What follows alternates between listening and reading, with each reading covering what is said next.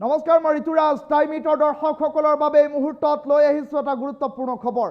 আজি ভাৰতীয় জনতা পাৰ্টিৰ ৪৬ সংখ্যক প্ৰতিষ্ঠা দিৱস আৰু এই প্ৰতিষ্ঠা দিৱসত উপস্থিত হৈ ৰাজ্যৰ মুখ্যমন্ত্ৰী ডক্টৰ হিমন্ত বিশ্ব শৰ্মাই কেতবোৰ গুৰুত্বপূৰ্ণ মন্তব্য কৰিছে, য'ত মুখ্যমন্ত্ৰী ডক্টৰ হিমন্ত বিশ্ব শৰ্মাই সুস্পষ্টকৈ উল্লেখ কৰিছে যে ভাৰতীয় জনতা পাৰ্টিৰ চৰকাৰ নহা হ'লে মুছলমান মহিলাই ন্যায় নাপালেহেঁতেন।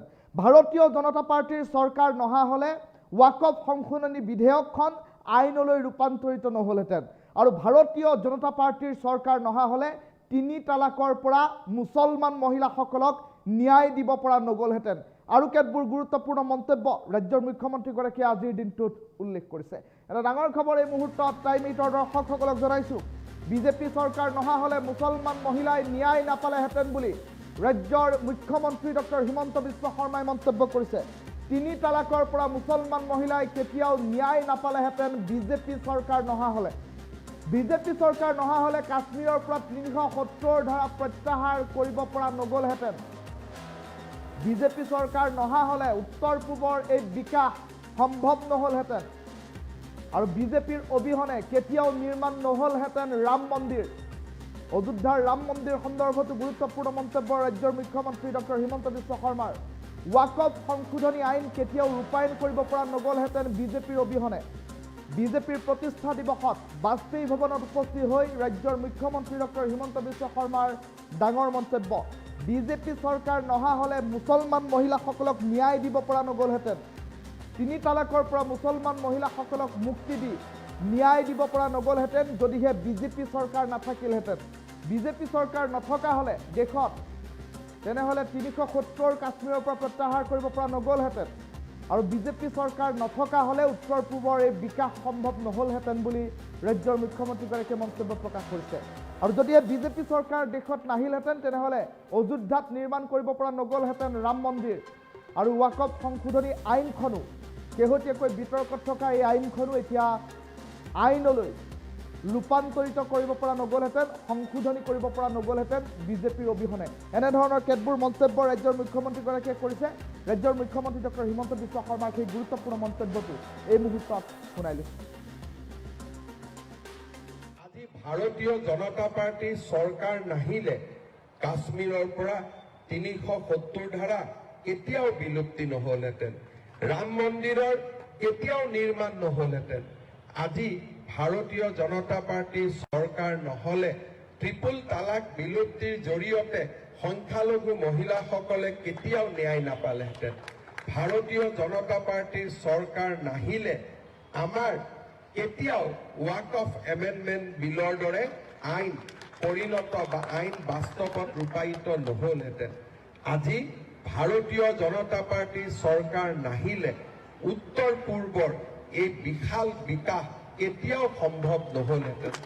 আজি সেয়েহে ভাৰতীয় জনতা পাৰ্টিৰ এক কাৰ্যকৰ্তা হিচাপে ভাৰতীয় জনতা পাৰ্টিৰ ইতিবাচক উপলব্ধিসমূহ প্ৰযুক্তিৰ জৰিয়তে ৰাইজৰ মাজলৈ লৈ যোৱা, দলক কৰা সমালোচনা মুখ্যমন্ত্ৰীয়ে সভাপতিয়ে প্ৰত্যুত্তৰ দিয়াৰ বহু আগতে কাৰ্যকৰ্তাসকলে স্পষ্টভাৱে যুক্তিনিষ্ঠ বক্তব্যৰে ৰাইজৰ সন্মুখলৈ লৈ যোৱা, এইবিলাক ভাৰতীয় জনতা পাৰ্টিৰ এজন কাৰ্যকৰ্তা হিচাপে আমাৰ দায়িত্ব আৰু কৰ্তব্য।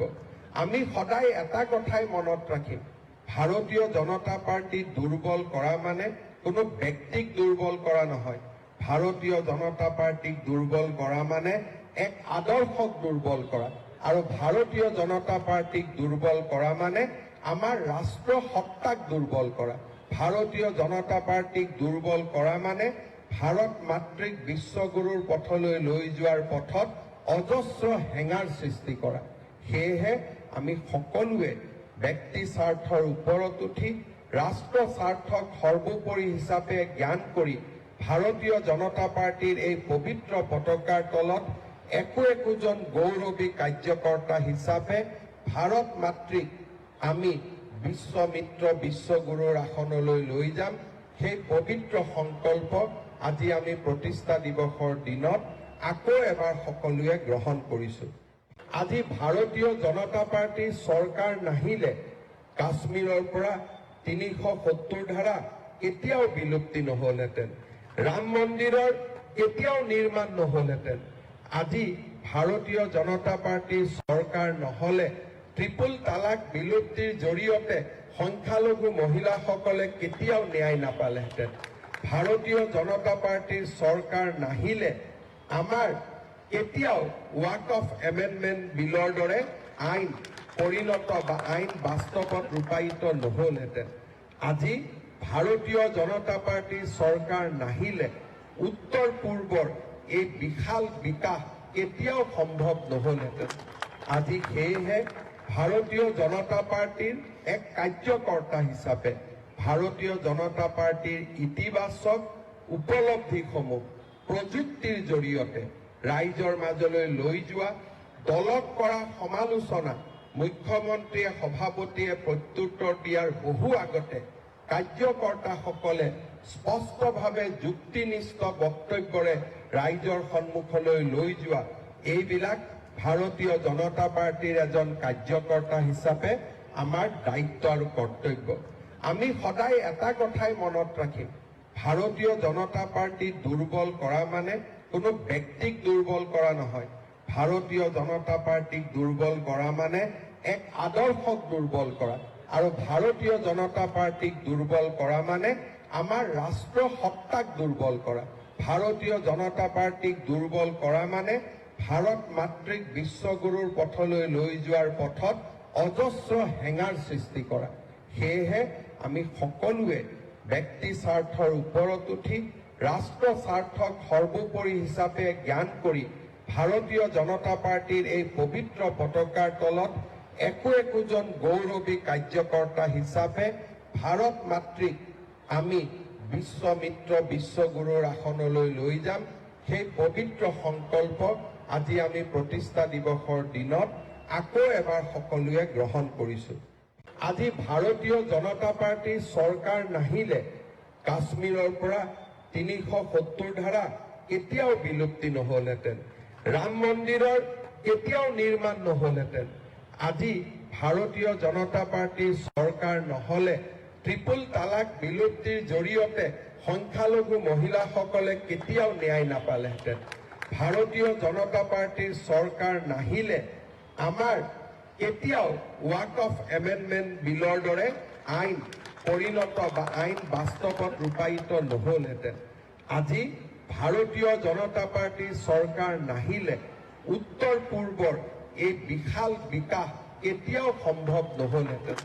আজি সেয়েহে ভাৰতীয় জনতা পাৰ্টীৰ এক কাৰ্যকৰ্তা হিচাপে ভাৰতীয় জনতা পাৰ্টীৰ ইতিবাচক উপলব্ধিসমূহ প্ৰযুক্তিৰ জৰিয়তে ৰাইজৰ মাজলৈ লৈ যোৱা, দলক কৰা সমালোচনা মুখ্যমন্ত্ৰীয়ে সভাপতিয়ে প্ৰত্যুত্তৰ দিয়াৰ বহু আগতে কাৰ্যকৰ্তাসকলে স্পষ্টভাৱে যুক্তিনিষ্ঠ বক্তব্যৰে ৰাইজৰ সন্মুখলৈ লৈ যোৱা, এইবিলাক ভাৰতীয় জনতা পাৰ্টীৰ এজন কাৰ্যকৰ্তা হিচাপে আমাৰ দায়িত্ব আৰু কৰ্তব্য।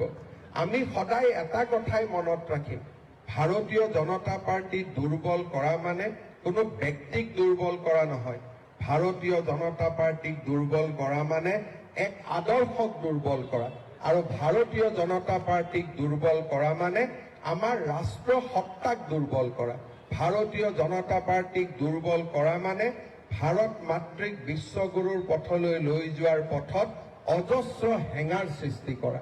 সেয়েহে আমি সকলোৱে ব্যক্তি স্বাৰ্থৰ ওপৰত উঠি ৰাষ্ট্ৰ স্বাৰ্থক সৰ্বোপৰি হিচাপে জ্ঞান কৰি ভাৰতীয় জনতা পাৰ্টীৰ এই পবিত্ৰ পতাকাৰ তলত একোজন গৌৰৱী কাৰ্যকৰ্তা হিচাপে ভাৰত মাতৃক আমি বিশ্বমিত্ৰ বিশ্বগুৰুৰ আসনলৈ লৈ যাম। সেই পবিত্ৰ সংকল্প আজি আমি প্ৰতিষ্ঠা দিৱসৰ দিনত আকৌ এবাৰ সকলোৱে গ্ৰহণ কৰিছো।